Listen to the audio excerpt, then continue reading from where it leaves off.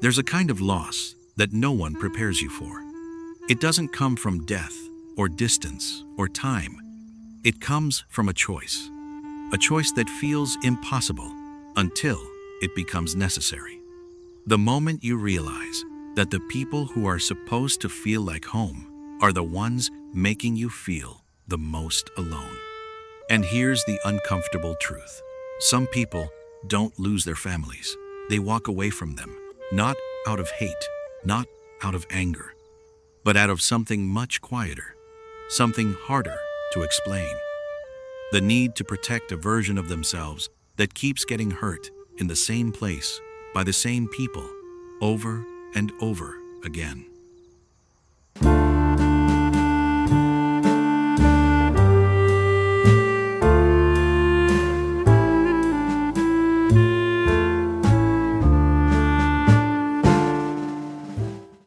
Because not all families feel like home.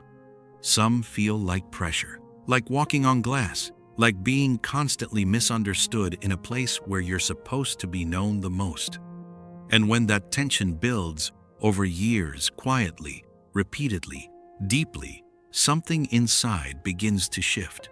Not suddenly, but gradually, like a thread loosening over time. At first, it doesn't look like distance.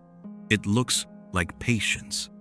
You try to explain yourself more clearly. You choose your words more carefully. You tolerate things you wouldn't accept anywhere else. You tell yourself, they don't mean it, or this is just how they are. You give chances, then more chances, then silence. And somewhere in that silence, a realization forms. You are not being heard. Psychologically, people who eventually cut off their families rarely start from a place of anger. They start from a place of repeated emotional friction, a pattern where their thoughts, feelings, or boundaries are consistently dismissed, minimized, or misunderstood. Over time, this creates something called emotional fatigue. Not the kind that comes from one bad day, but the kind that builds from years of unresolved tension, the kind that quietly rewires your nervous system, where your body starts reacting before your mind can explain why. And emotional fatigue changes how the brain responds to connection. What once felt familiar begins to feel heavy. Conversations that should feel safe begin to feel draining. Even simple interactions carry an undercurrent of stress, like your body is bracing for something before it even happens. You start noticing how much energy it takes just to be around them, not because you don't care, but because caring has started to cost too much. That's where the shift begins. Not in a moment of rage, but in a moment of clarity. A quiet thought that feels almost forbidden at first. What if distance is the only way I can breathe? And once that thought appears, it doesn't leave easily. It lingers in the background of every conversation. It grows stronger after every misunderstanding. It returns in moments of exhaustion, when you realize you're not just tired of the conflict, you're tired of the pattern. Because deep down, something inside you already knows the truth. This isn't about one argument. It never was. It's about a relationship that has slowly stopped feeling like a place where you can exist freely. And when connection starts to feel like confinement, the mind begins to search for space, even if that space comes at a cost. But the moment you begin to create distance, something else rises just as quickly. Guilt. Not loud guilt, not the kind that announces itself clearly, but a quiet, persistent feeling that sits in the background of your mind, a voice that asks questions you can't easily answer. Am I overreacting? What if I'm the problem? Do I owe them more just because they're family? Because psychologically, family isn't just a group of people. It's an identity. It's where your sense of belonging was first formed.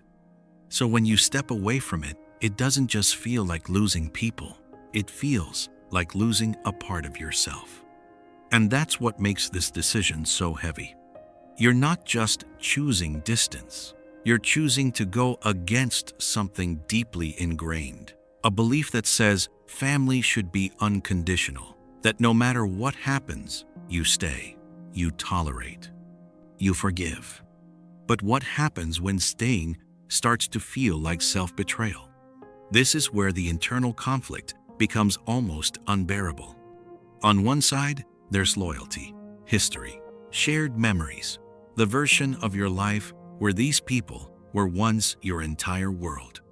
And on the other side, there's your present reality. The tension, the emotional drain, the feeling that you can't fully be yourself without being misunderstood, criticized, or diminished.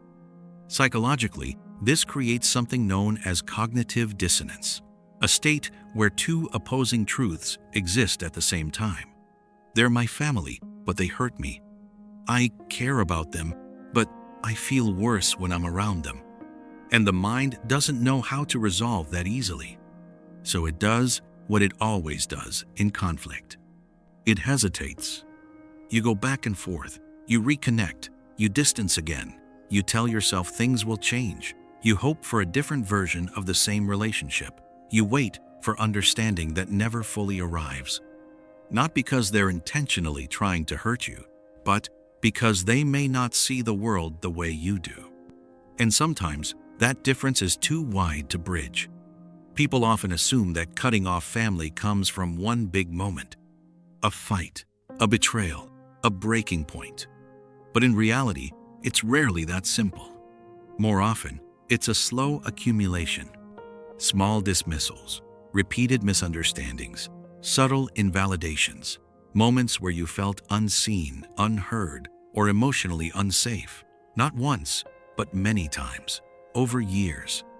Each moment, on its own, seems manageable. But together, they create a pattern. And the human brain is designed to recognize patterns. So eventually, it stops asking, "Was that okay?"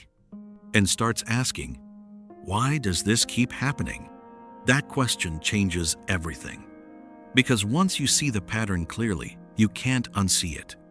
And when the same emotional outcome repeats again and again, the mind begins to protect itself, not with anger, but with distance.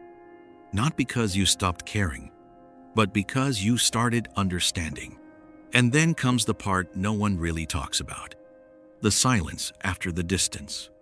Because walking away doesn't feel like freedom at first. It feels like emptiness, like something familiar has been removed, even if that familiarity was painful. There's no more tension, but there's also no more connection. Birthdays feel different. Holidays feel quieter. Conversations that used to exist, even difficult ones, are suddenly gone. And in that quiet, a different kind of loneliness appears. Not the loneliness of being alone, but the loneliness of being without where you came from. Psychologically, this is important, because even when relationships are unhealthy, they still provide structure. They give your identity a sense of continuity. So when that structure disappears, the mind doesn't immediately replace it with peace. It replaces it with uncertainty. Who am I without them? Where do I belong now? And those questions don't have quick answers. Over time, something subtle begins to change. You start noticing small shifts. Moments where you feel a little lighter. Conversations where you don't have to filter yourself as much. Decisions that feel more aligned with who you actually are, not who you were expected to be.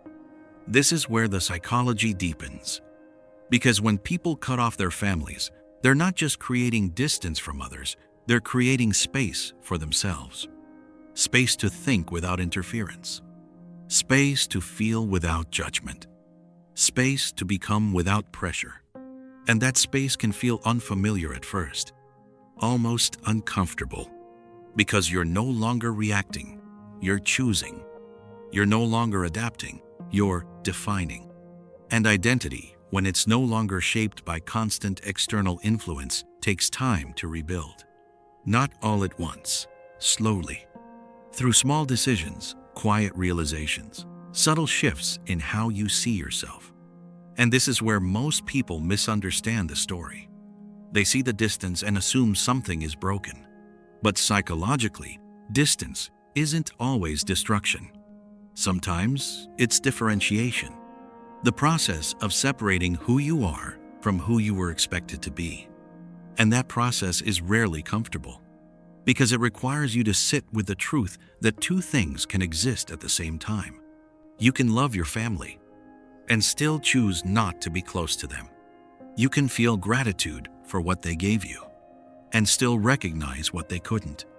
You can carry memories without carrying the relationship. And that doesn't make you cold. It makes you aware. Eventually, the intensity softens, not because everything is resolved, but because you stop expecting it to be. The guilt becomes quieter. The questions become less urgent. The need to explain yourself fades. And in its place, something else begins to grow. Not happiness, not relief, but peace. A quieter kind of peace. The kind that doesn't come from fixing everything, but from finally understanding what you can't fix. And maybe that's the hardest truth of all. That sometimes the healthiest thing you can do isn't to repair a relationship, but to accept it for what it is. Because cutting off family isn't about rejection. It's about recognition. Recognition that your well-being matters too. That your boundaries are valid. That your life is yours to shape, even if it looks different from what was expected. And if you're standing in that space right now, somewhere between distance and doubt, it doesn't mean you've lost your way. It means you've stepped into a part of life that requires something deeper than loyalty. It requires honesty. And honesty, even when it's quiet, has a way of leading you somewhere more real. Not louder, not easier, but truer.